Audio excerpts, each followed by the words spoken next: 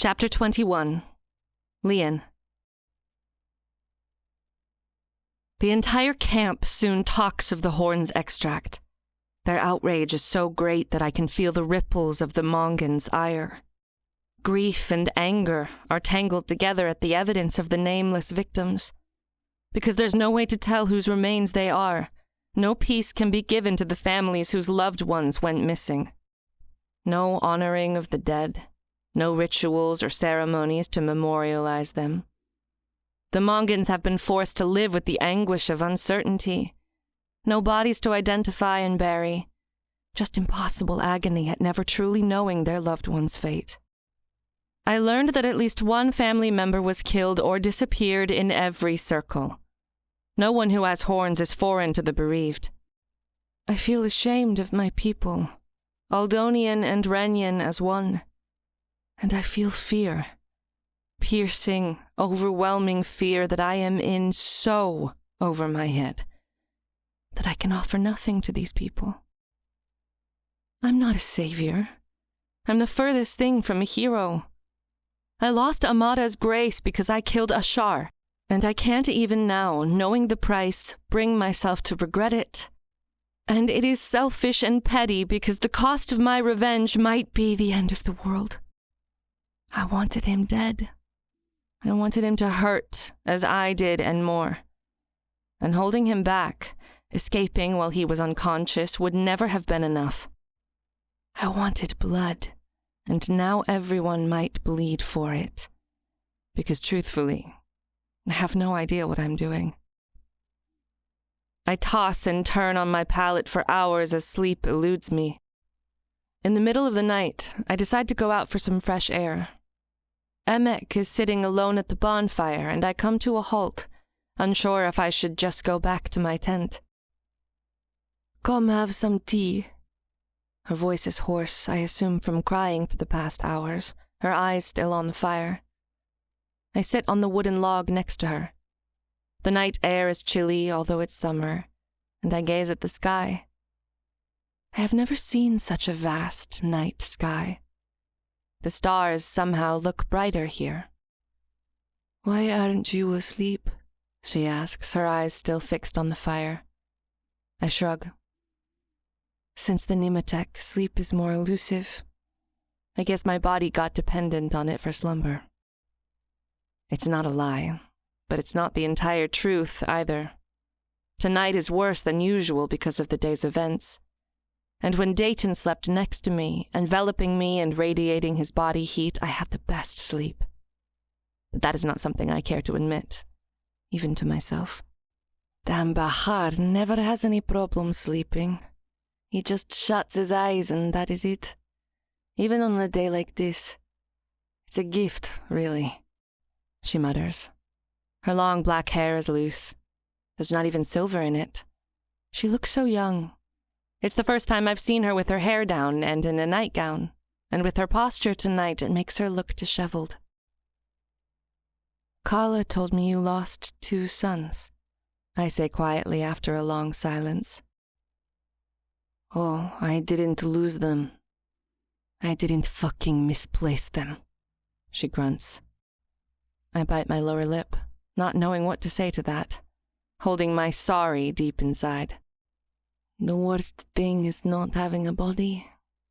No matter how many years go by, or how well your mind realizes that the worst thing has happened to them, that stupid heart keeps hoping. That maybe, just maybe, one day they'll come back. She sniffs and pours us both tea. Niska, bless her, stole it from the Renyan camp, she explains. Because Mongans couldn't afford to buy tea, and even if they could, no one would sell it to them. They can only steal and loot. The smell of jasmine wraps around me. The clay cup emanates heat between my palms. I can't help wishing it was coffee instead, which is the dumbest thing to think right now. What did you do with the extract? I ask. Bahar and some of the warriors buried it in the meantime, until the congregation decides what to do with it. She gazes at the stars for a long moment and then shifts her eyes to me. I'd never thought I'd see the day those heathens would give up their precious immortality drug. I guess you really are the savior. I shake my head at that. I didn't have anything to do with it. But Emek only snorts dismissively at my words. You know, of all the Shavirs, my people hate the Renians the most, even though the Aldonians are the one who raised the true religion, who declared us cursed and contaminated. Most of the enslaved Mongans were enslaved in Aldon, myself included. Some of them were in Kozari, none in Renya. And the rapes, that's also something only the Aldonians and Kozaris do. There are no Mongans with blue colors. The Kozaris were the ones to forge the Kozari Lasso. Still, no one receives more rancor than the Renyans. It's not because of their sins. And extracting immortality from our horns is a heavy sin, one that endangers us almost to extinction. But that is not why. It's because of their tributes, because of their hypocrisy.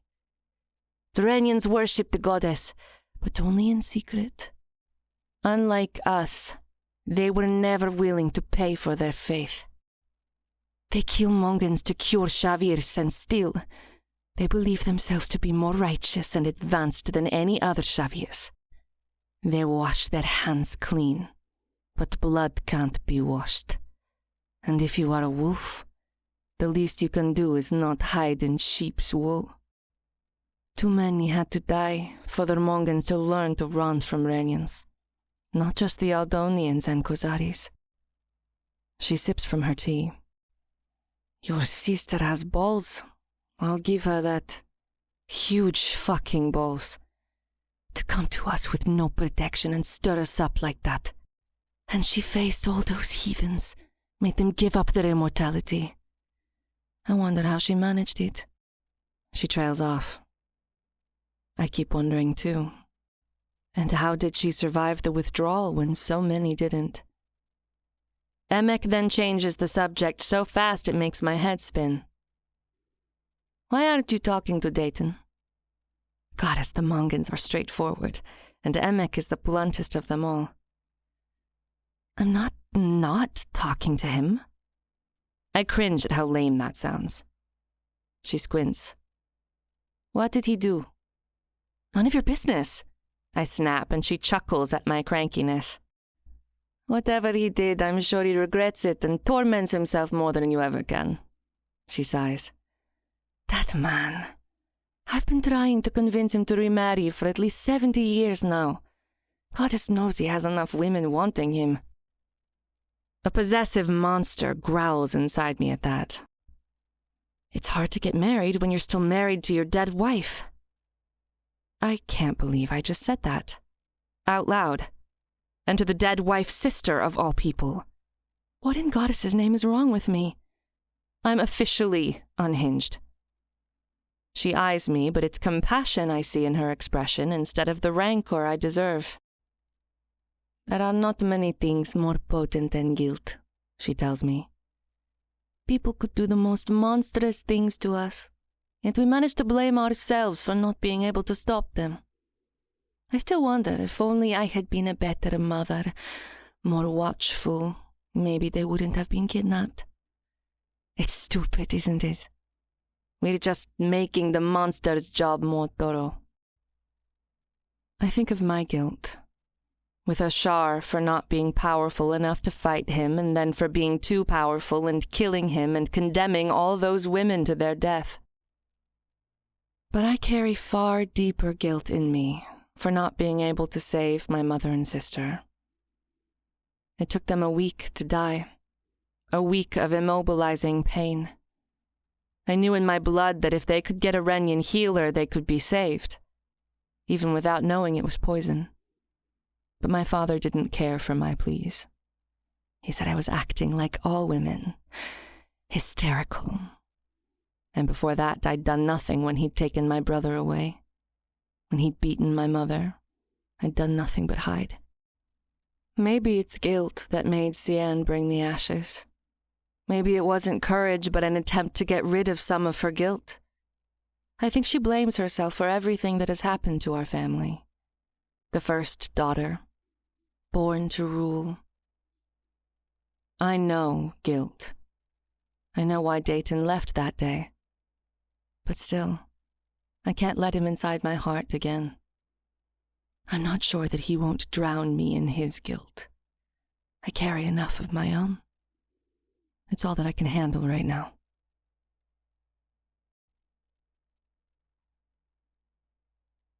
It's sunset when a Kozari messenger arrives at the Mongan camp. The red in the sky makes his golden armor appear as if it is made of blood. He wears gold from head to toe. His long yellow hair has a sandy shade, and it's braided with golden strings. When he speaks, the gold covering his teeth twinkles. He speaks only to me, as if the Mongans are not worthy of his attention. But even his attire and bravado can't hide his terror at their presence. A shiver runs through him, noticeable to all. He announces that the Queen of Kozari will arrive at camp tomorrow. I'm shocked to hear the Kozaris have crowned a woman. True, Ashar had no sons, at least not by marriage. But the Kozaris treat their women almost as badly as the Aldonians do. I realized suddenly that while my mind drifted, the messenger kept talking. He goes on and on about the setting appropriate for a royal visit. He looks more and more dismayed at his every elaboration of what is required because nothing at the Mongan camp is even remotely suitable for royals. Especially not for Kozari royals, so used to sumptuous luxury. The kids are running shoeless and playing in the mud as the messenger carries on. And since the stench of the swamps is now left behind, the smell of the behemas has become the dominant one here at the entrance of the camp. That is, if you ignore the smell of rotting flesh from the hanging corpses. One of them is a Kozari, by his yellow hair, which the messenger can't stop glancing at and yet never dares to speak of. Of course, we shall spread a gilded carpet for her to walk on. Emek drawls when she is finally fed up with his chattering, and the crowd that gathered to watch the spectacle bursts out in bellowing laughs. I feel a little sorry for him, then, for being mocked only for following orders. He seems to sense my empathy because he drops down to his knees in front of me and nearly kisses my shoes as he pleads, almost in tears. This is no joke. You will be in the presence of the Kozari Queen tomorrow. But if I understand anything about Mongans by now, it is that the only thing they despise more than the Shavirs are Shavirs who try to enlighten them, to improve them. They may be poor, but they take pride in their ways. If Dahav managed to become the first woman to ever rule Kozari, then she must be clever enough, and surely she understands that in Mongan territory, the scenery will be very different from what she is used to. I only wish they would take down the Kozari corpse, but I'm still avoiding Dayton, so it doesn't seem likely. It's late morning when the Queen arrives at camp in an obscene display of wealth, as one can only expect of Kozaris. 3 small open carriages lead the caravan, shaped like golden half-balls. 2 white horses pull each carriage. In each, a man and a woman are seated. The men's appearances resemble the messengers, while the women are covered entirely with gilded cloth. The cloth is without ornaments, and in the face area it is a thinner cloth so that the women can see through it yet not be seen. Behind them, the Queen's carriage is pulled by 10 white stallions painted gold. The gold, diamonds, and valuable gems that cover the carriage and the stallions' saddles sparkle in the sunlight and flicker through the Mongan camp. There is so much gold and so many gemstones that it is impossible to look at the caravan directly without going blind. It might have been a spectacular sight in any other setting, yet here in the shabbiness of the Mongan camp it seems grotesque. The curious Mongan crowd seems quite baffled at the display. The Queen's carriage alone could feed the entire camp for several months. Since I once visited Amora, the Kozari capital, I know this is, in fact, a very modest display of wealth by Kozari standards.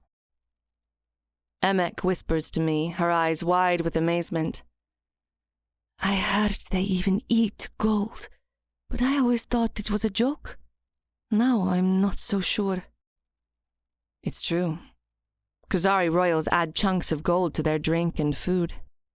Commoners each receive a golden nugget at the weekly mass, and they swallow it whole as part of the service. Other than that, commoners don't have access to gold. It's considered unholy for a commoner to even touch it, if not as part of a religious ritual. The gold diggers always wear gloves while digging so they won't directly touch the gold. I remember seeing the mining villages on the way to the capital, how destitute the people looked. Shoeless on the unpaved roads and so inadequately dressed for the cold weather. It is always cold in Kozari.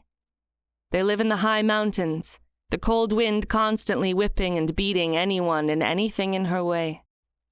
The land is made barren from it. The air is so dry you can feel your skin crack.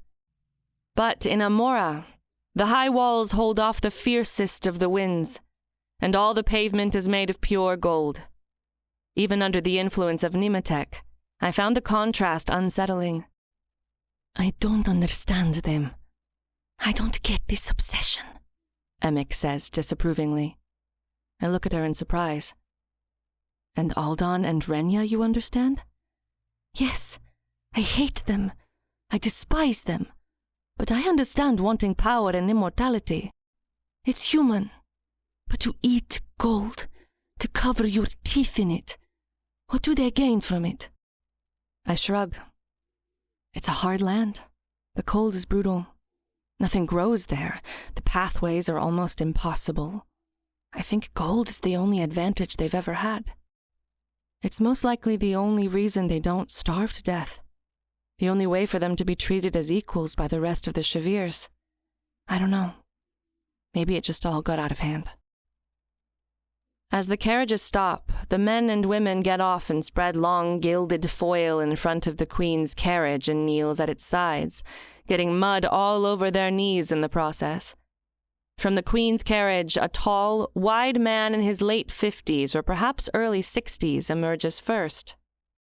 His yellow hair is partly white, and he has the presence of a man accustomed to others following his orders.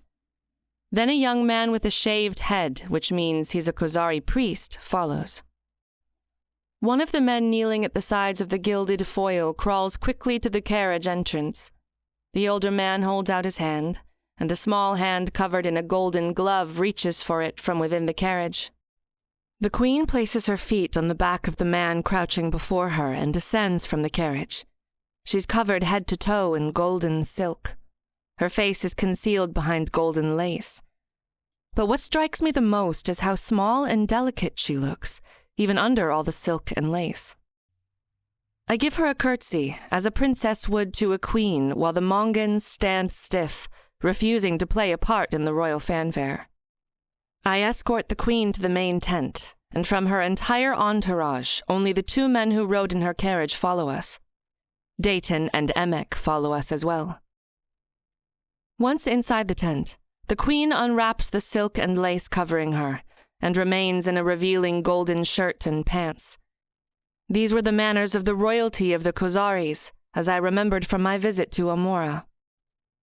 Royal women were covered outside but were scantily clad indoors, while female commoners dressed the same wherever they went. And yet the Queen's choice to treat a Mongan tent as an indoor space isn't trivial, and a display of great trust and respect. I'm amazed at how young she seems, almost like a child. She's petite, with delicate features, an upturned nose, and flawless skin. She's very beautiful, but she resembles her father in a way that makes my skin crawl. She first turns to Dayton and Emek and says in Aldonian, "It's a great honor for us to meet you." She speaks with a sing-song voice, her entire manner demure. While she speaks, her golden teeth shine. Then she turns to me. "And it is lovely to meet you again, Your Grace." At my apparent bafflement, she adds, "It was a long time ago. Of course, you will not recognize us. We were only 8 at the time. she says, using the royal we. The queen then introduces the two men escorting her. The older man is Duke Nas, the queen's uncle from her mother's side and the head of the House of Oro. The younger man, Noka, is the head priest of Kozari, which seems very unusual for his young age. "Could we speak alone, Your Grace?" she asks me in her sing-song voice, which starts to annoy me greatly. There is something so artificial about it. Her men don't wait for my answer and leave the tent. Emek raises an eyebrow at being dismissed, while Dayton seems relieved. He's been brooding even more than usual since the Kozari messenger arrived yesterday, which we didn't discuss. Because I'm a coward. "We'd be very thankful if you could provide us with some water, Your Grace," she says in a regular voice once we are alone. I sense that the way she carries herself and speaks outwardly masks a person that, for Kozari men, might be highly displeasing. "I think you can drop the Your Grace thing," I drawl while pouring water into a cup for her. We both know I'm no longer a princess. She gives me a hard stare as if I have offended her, but says nothing. I probably did. I'm definitely spending too much time with the Mongans. Their ways are rubbing off on me. She sits on the rug, drinking, and curiously looks at our surroundings. How alien it must be for her. So different from her sumptuous palace. "You don't remember us? We were to be your daughter," she says. She would have been if I'd married Ashar, a stepdaughter. I'm afraid I remember very little of those days. I sit down on the carpet in front of her. "Because of the Nemetek?" she asks. My cheeks heat in embarrassment. It seems everyone in Amada knew I was sedated but me.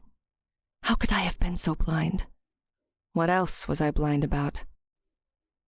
"You arrived at Amora a month after our mother died. You said you would be our friend." She watches me with such intensity it makes me feel exposed and vulnerable. I get the feeling she picks up on every expression or emotion. She's so young. If we met when she was 8, she must be 15 now. Yet there is something very mature about her. As if during her short time in Amada, she managed to gather more life experience than she should have. "I'm sorry, I don't remember." I bite my lip in frustration. She hums in understanding. "Will you be our friend now, Your Grace?" We both speak Aldonian, but I feel as if we don't speak the same language. I don't understand what she is getting at. Why does she refer to herself using the royal we? I know it's protocol, but for goddess' sake, it's just the two of us. And why does she insist on treating me as her equal in status? She is a queen, and I am a ruined, pure soul woman. She knows this. And most of all, why would she come here by herself? The Kozaris are known to be difficult and shrewd negotiators, with very little respect for outsiders. Other pure soul royals included. Her behavior is irregular, and it puts me on edge. When she speaks again, it comes out a bit choked. "You lifted a great shadow from us," she says, eyeing me intently. I want to tell her to stop speaking in riddles, but then understanding dawns on me, and a chill runs down my spine. Does she know of my part in Ashar's death? How long have the Kozaris been watching us? "You set us free. You awakened courage in us we did not know existed. Please don't be upset," she urges. "We came here because we need to continue what you started, to free us all from the shadows." I struggle to breathe under the weight of her words, the responsibilities lurking within them. I almost ask her how many women were burned for my actions. How can I ever live with the answer? I can feel the undercurrents beneath us and know we will never name them. Maybe we don't need to. After long moments of silence, the Queen begins a new conversation, a more practical one. "The Demicats raided 3 mining towns in the past week. The supply of gold has been halted," she tells me. The continuous supply of gold is essential for her hold on power.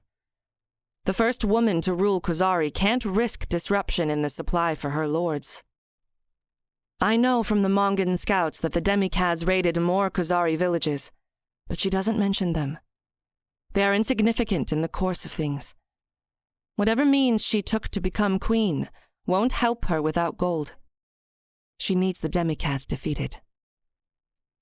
There is a ghost of a smile on her face as she watches me decipher her words. And then she tries, I think, to maintain leverage as she says, "Of course, my lords think the idea of you as the leader of this campaign is ridiculous, offensive even." And I take that as a direct threat that the Kozari support is only through her and not widespread. Some have even sent a delegate behind our back to your brother, asking him to lead the campaign. To my brother and not to Rod. My father's condition is well known, it seems. And what was Nicanor's answer? I ask. To our understanding, it has been vague, but not vague enough for them to despair of their efforts. Yet it seems he doesn't openly challenge you for now, she offers. Aldon's cooperation will be the most difficult for sure. What she tells me is encouraging. It's the most that could be expected for now. Lian is proving herself an important and effective ally. Stopping Nicanor from actively challenging me is not a trivial accomplishment, and I am sure it is her doing. You have a lot of knowledge of my affairs. A disturbing amount, if I am truthful, I say wryly. Let us always be truthful, as good friends should, Your Grace. There can never be too many friends for women like us. She is compelling, but it is exhausting to try to understand her. What does she mean by us, while she has obviously been spying on me? Now this is our offer, she says. Our lords will be at your service for the campaign against the demicads. Unfortunately, our army was disbanded as the Renyan army was 100 years ago. So our fighting skills are limited. But we will be at your service for whatever use you choose. In exchange, you will defeat the demicads, and our submission to Aldon and its false religion will end. I can't negotiate for Aldon. I have no position there. I clench my jaw. She knows this. Whatever your position will be in the future, will you commit to a free Kozari? She demands. I have no objection to this, I acquiesce. We are afraid that's not enough, Your Grace. She has no leverage here. She needs the demicads defeated, and she has just shown her cards. She can't go to Aldon for help, not if she wishes to free herself from its rule. You expect me to fight for you? I frown at the idea. Isn't that what friends do? She smiles at me sweetly. I have no interest in Aldonian imperialism. I have no love for the true religion. But I don't like committing myself to vague paths. Once I give my word, I can't go back. And I'm not sure I can trust her. She speaks in riddles. She holds back many unspoken things, and I don't trust Kozaris to begin with. Their honor is limited to their own. Not even with the king of Aldon did they feel obligated to respect agreements. But then, she doesn't trust me either. How could she? She doesn't know me. I agree, but with one condition, I say finally.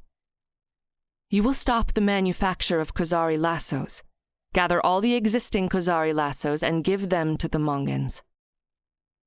It is an extremely high price for my vague endorsement, but you can't begin negotiation with the final price you are willing to settle for. Agreed, she replies promptly. I almost gasp in shock, which she notices immediately and starts to giggle. Not to laugh, to giggle. What am I getting myself into? This is not how negotiations should go. She is not supposed to agree to the first demand. For Kozaris to give up their gold, isn't that blasphemy? I ask gingerly. She stops giggling at once. Her voice is full of determination now. Gold is for beauty. It brings peace and joy to the heart. This cruel weapon does none of these things. It is blasphemy to trap souls into gold regardless of their race. Ashar strayed out of Kozari's ways in the most hideous manner. Her voice suddenly cracks, for the first time, but she quickly gathers herself.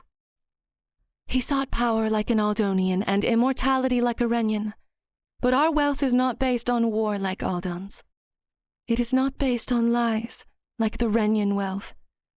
We were chosen by Sun to extract from the earth, and Kozari's soil is rich in gold and other resources.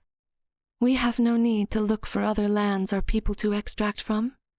As long as we are on the throne, Sun will be worshipped in the Kozari ways, and there will be no blasphemy in Kozari. I realize now that I gave her the excuse she needed to stop what she perceives as an abomination. I can't help but feel respect for this young queen. Not only does she manage to lead men in a land that treats women like ornaments at best, but she also dares to send them to war, take their most valuable weapon away, and defy Aldon. I'm not sure if she is brave or a fanatic. Maybe both. But she is right. I can use a friend like her. All women can.